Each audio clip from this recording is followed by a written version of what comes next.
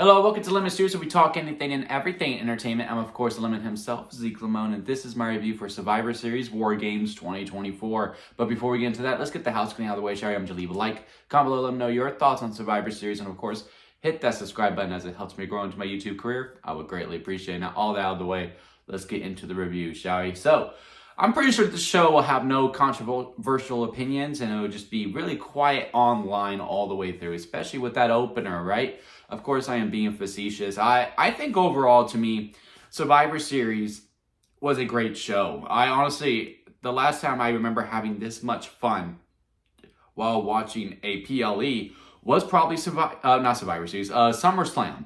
I think they really hit it out of the park with this one. And also, look, Survivor Series is not feud enders. It never has been. In some cases, yeah, it was. Like last year with Judgment Day and Team Cody Rhodes, where they all actually went their separate ways. Fine. I don't see that for this year's Survivor Series. WrestleMania is the feud enders. All the other shows are a build-up to that one show. And, you know, all these were going to be prolonged. Liv versus Rhea was going to be prolonged. Solo versus Roman was going to be prolonged all the way through. There were some surprises, and there's one booking decision that I'm going to be willing to give a chance because WWE has earned that for me. But yeah, let's go break down the card one by one, and we'll kick it off with the Women's War Games match that got the most controversy of the night. Team Rhea versus Team Liv in the War Games match, and Nia Jax started it off. And that seems to be the main problem that everyone has, is that Nia starting, and apparently she made a lot of mistakes.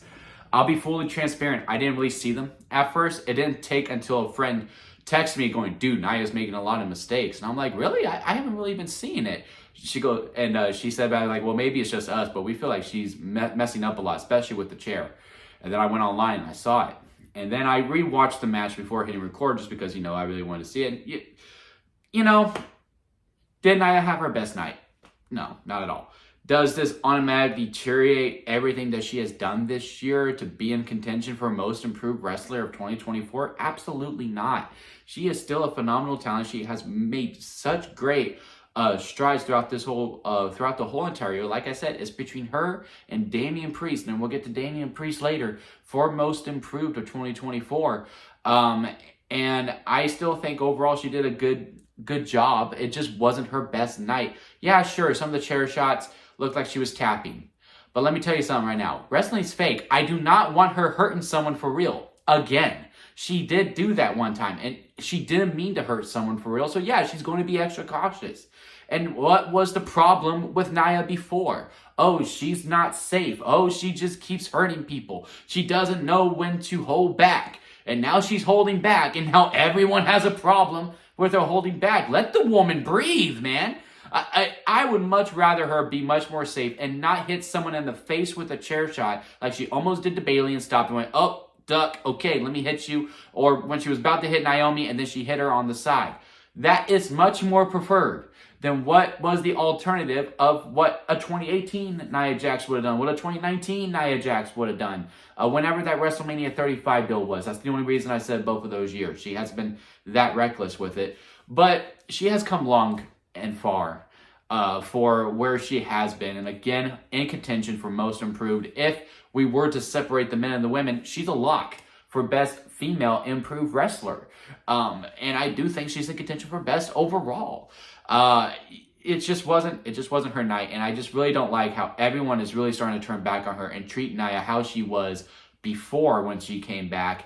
It's just not fair. It's just not fair to her. I still think she's had a fantastic year, and I do believe she does deserve to get to WrestleMania as a champion or competing for a championship belt, and that's just where I stand on it. As for the match itself, yeah, it was a little rough in the beginning, until EO got in there, and then once we got to the 5-on-5 and we were starting to hit the story beats. I know a lot of people do not like how strong Rhea is being booked. I have my problems with it too, but at the same time, listen to the crowd. Every time she comes up, I'm talking it's stone cold levels of loud when she comes out. She's up there with Cody Rhodes and Roman Reigns and CM Punk and Seth Rollins for the biggest pop every single week. And so, therefore, what is WWE going to keep doing? They're going to keep booking her like this badass who can take on 5-on-1, 4-on-1. When you do have to have everyone on her with Liv hitting her with a baseball bat. And then, of course, some of my favorite spots, I did like the double jump from each side with Tiffany Stratton and Io Sky having her trash can. One issue that happened within this match that really hurt a story beat in the men's War Games match, and we'll get to that in a little bit, is when Io climbed the cage. But again, we'll get into that later on. Y'all saw the show. Y'all know exactly what I'm talking about. But yeah, then, Rhea pinned Liv, and that's another problem that a lot of people have as well. Rhea and Liv is not over, and it's probably not going to be done until WrestleMania, which honestly, again, I am very winded on it. And again, this whole Judgment Day versus Rhea, this Judgment Day versus Damian, that's going to be revisited. And again, we'll get to that in a little bit. It's just ran its course, and I'm over it, and I don't really care. I'm all for Liv and Rhea to fight. I am all for it. I think they have great chemistry. I just need the story beats to be different. I'm tired, on SmackDown, I didn't do a SmackDown review, but that opening promo that these women did, it wasn't great. It wasn't great. It was very by the numbers. You probably see it on the video game before with how it was structured. And, the shots at Dom, and I'm just like, let's just let it be about this title. Let's not be about this revenge tour. Let's not let this be about anything else except for being the best woman and holding this championship. If we can steer the conversation to just that, and we don't have any Judgment Day funny business, Raquel can get involved. That's fine, because with how bulky Rhea has been, again, she is a super strong baby face. Yeah, Liv might need the help, and I'm all for heels need help because they're bad guys.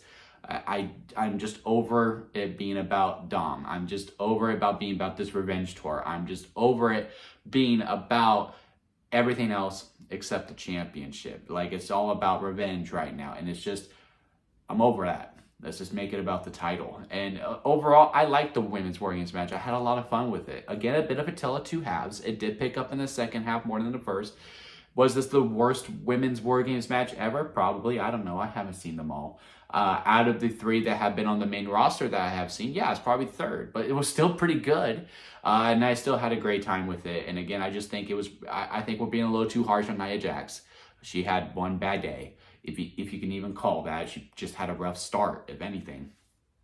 And Rhea pinning Liv was the right move to make, because obviously that story is going to continue. Now, it's going to be interesting now that Io is facing Liv. When will that be? Who knows? Maybe it's that Saturday night's main event. Maybe it's not. I would assume on Monday it will be announced Liv and Io are probably going to fight on Raw or at Saturday night's main event. And the winner of that will face Rhea either on the first, most likely on the first episode of Netflix, because I do think they're going to bulk that show up quite a bit. I think we're going to get the first women's Intercontinental Champion on that show. I think we'll have a couple of title matches on that show as well. Just put all the Raw titles on the line. I think all 5 of them would be good. Maybe put the women's tag team titles on there. Now that the report that Jade Cargill is not hurt, so we'll see about that moving forward. But yeah, that first episode of Raw is going to be pretty special. So I would assume the winner between Io and Liv faces Rhea on that first Raw Netflix, which again kind of gives it away that it will be Liv who wins, unless we do stretch this out to Mania. But man, the legs are running thin depending on where the story goes. But now we'll move on into the next match: Shinsuke Nakamura versus LA Knight. And going into this match, it was pretty complex with how I was feeling on it, because a lot of people were pretty upset with Shinsuke being on Andrade, and I was like, obviously, since he's facing LA at the pay-per-view, he has to win. Sorry, premium live event. So he had to win, so I don't really see the problem within that. And going into it, and Shinsuke's new theme song, he has a new look and all that. I was like, well, he has to win, because it makes absolutely no sense that he disappears for all this time, comes back with a completely new look. Sure, he's still heel because he was heel before. And then he comes back and he loses. You just kind of kill Shinsuke again. And again, I had no belief that they would do that. I was like, well, Shinsuke should win, but he won't, because, we're really high on LA Knight. And we'll probably want to give him a really long reign to really give these U.S. titles some more relevance on it. Because out of all the single titles, let's face it, the U.S. title, out of the single titles, is probably the less focused on. If we had to rank them, it would probably be I'm not going to rank them because that's the whole other video for another time, but it is last out of the 5 that we have, right? 2, 4. No, out of the 6. It is 6 out of the 6 that we have. And so watching this match, because even when Shinsuke got the pin for the 1, 2, 3, and this is the one bookie decision that I'm going to give it a chance on, because it does feel a little too soon, but it was the right call to make for Shinsuke to win the title. When he hit the Kinshasa, I just fully believed LA Knight to kick out, and then he didn't. And it was almost like I was buffering in my head, because I was like, what? Like I actually went, what? Like out loud? Because I was so shocked by the decision on it. Now Shinsuke Nakamura is the United States champion. And how is that going to go? I would assume LA Knight gets it back. And like this is going to be a short reign, and it probably doesn't need to be a long reign for Shinsuke. He can have a couple of quick wins, and he gets back with LA Knight gets the title back or whatever. If that's the plan on it, fine. But if we are just going to completely move on from LA Knight and he's not going to contend for the championship, like, I don't know, unless the Rumble is LA Knight versus Cody Rhodes for the undisputed title, because again, these mid-card titles now being used to elevate the champion to the main event scene. It is just really interesting on where we're going to go with LA Knight. So again, it's just going to be one of those things that I don't fully like it, because again, out of the 2, I do like LA Knight more than Shinsuke Nakamura, especially since Shinsuke just came out of complete left field. But if I do search my feelings, I do think this was the right booking decision to make. So we're going to let this play out. We're going to let this see until I fully see the story of it before I'm like, yeah, no, this was a good decision or a bad decision. But right now, good decision, but I don't like it. So take that for what you will. Then we get into the match of the night, which everyone really expected, right? This triple threat match, Ludwig versus Sheamus versus Braun Breaker, phenomenal. Just a very, very fun match. Braun Breaker won, very good false finishes, like when Sheamus hit that bro kick and the ref went 1, 2, and then Ludwig literally pulled the ref out at the very last second, because I really thought, I was like, oh my God, they're actually going to do it. And then sure enough, he doesn't. Ludwig getting in there, and then Braun hitting the spear, 1, 2, 3. I believe it was Sheamus who got pinned. But yeah, Braun Breaker moves on. I would assume maybe Sheamus does finally win the title at Mania. But I heard a rumor that it's Braun Breaker versus Jacob Fatu at Mania. Again, just a rumor. I have no sources. I have nothing to back that up with. But I heard that was the plan going into Mania 41. And if that's the case, I really don't know which one I want more. But again, best match of the night. I cannot do it justice. If you have the 15 minutes to yourself, go out and watch it. If you're like, that Survivor Series wasn't really hitting for me, I'm not going to watch it. You should at least watch that and part of the Men's War Games match as well. Then we have the World Heavyweight title match, and I do have thoughts on this one as well.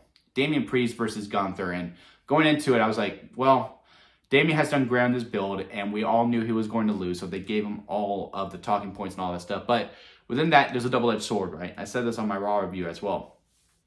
Damian goes in, he does all this talking, he looks super monstrous, he knows he has the numbers game, and then he wins. You really hurt Gunther, because now you put him in even more of a slump. If he goes and he loses clean because Ludwig ain't going to come out because he just had a match, then, Damian just talked all that crap for nothing. And then it kind of makes him look a little silly, like, oh man, he was just way too cocky. Which could have been an interesting story point, but still. So what do? Well, you have someone run in. And the person who runned in is not the person I wanted to run in, and it was Finn Balor, and we are going to go back to Finn Balor versus Damian Priest, and I'm just not feeling it. If it was just Finn Balor, like on his own, like if Judgment Day broke up and Finn had no one to like answer to anymore, and he was just going after Damian, I would be interested in that. I'm interested in Finn Balor versus Damian Priest one-on-one. I'm not interested in Damian Priest versus the Judgment Day, which is what is eventually going to end up doing. They even did this whole backstage segment where the Judgment Day jumped Damian Priest again. And I'm just over it. I'm just really over it. I am glad that Gunther jumped Finn and was like, nope. Because now, even though Gunther won, he's still going to have that psyche in him. Like, I didn't win cleanly. And now we move on to his next opponent, where it's just, I think it's going to be a build now to when is Gunther going to get that clean win, or when he does have it one-on-one and he does lose, and then we'll see where his character goes from there. And I see a lot of people like, yeah, Gunther's reign is not hitting as much when he was this IC title reign. I kind of disagree. I think Gunther has become a lot more interesting since winning the World Heavyweight title. Sure, is his match quality not as good as the IC title one? No, because the IC title, it was just about, putting on banger matches. It really wasn't about the story. The main event scene is about stories, and it's about narrative, and it's about character. And Gunther is that. Like, I do think maybe when it's all said and done, it is quite possible that his World Heavyweight title reign might be more memorable than his IC title reign, not just because of the record. Like, his IC title reign is going to be remembered because of the record no matter what. And I don't think Gunther's going to hold this belt on for 1,000 days or anything like that. I do think that, when we go back to a character-wise, to psychology-wise, I think we're going to remember this Gunther reign more than the IC title reign because, match quality, as great as they are, they deteriorate after time. But we do remember moments and we do remember story beats, and I do think this story with Gunther is going to be much more remembered than his IC title reign. But overall, I like the match. I like how old school it was. It was a real big throwback to the 80s, just two big men doing some crazy stuff and just some old school grappling. And again, it was just a good throwback to a simpler time back then when it wasn't all about flips. It was just a really good match. And I really liked it. I think Damian Priest and Gunther are soulmates. And I really did enjoy that. Now, on to the main event. The OG Bloodline versus the new Bloodline, with CM Punk on the OG Bloodline and Bronson Reed with the new Bloodline. Phenomenal. I had a great time with it. I like how when CM Punk came out, he pushed Bronson Reed, which apparently wasn't scripted. It was just like Punk, always starting to fight. And then I like how the order of it was. It was a good, well-flown storytelling beats all the way through. I liked how when it was, the 2-on-2, or was it 3-on-2? Or was it 3-on-3? And the new Bloodline was losing. No, yeah, it was a 2-on-2. And Bronson Reed and Tonga Loa were losing to the Usos. And it was going to be Tonga Loa who's going to go in. And then Solo had to make an audible go, nope, we're sending in Solo. Because we're getting our ass kicked and we need to get back in control before we send you out there.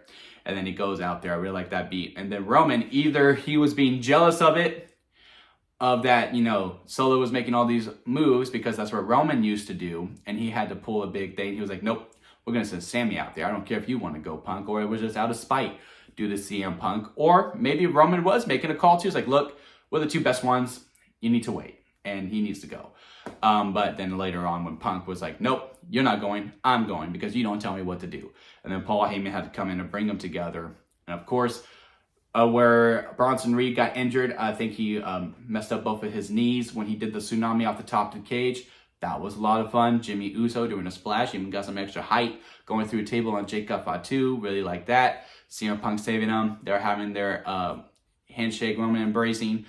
And the OG Bloodline win with Roman Reigns beating Solo Sikoa because, again, that story is going to continue.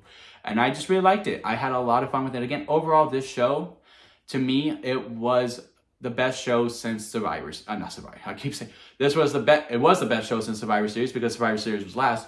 But this was the best show since SummerSlam to me. I enjoyed Bad Blood, but really it was just the Hell in a Cell match that was the real show stealer. All the other matches were fine, but I'm going to remember that. SummerSlam, I will remember a few matches from that. And this one, I'm going to remember quite a bit of story beats from the show overall. So, have you had a chance to see Survivor Series? Comment below, let me know. If you made it this far in the review, hit that like button. I do greatly appreciate it. And again, hit that subscribe button as we have a lot of content heading your way very soon. And until next time, guys, I'll see you here at Lemon Studios.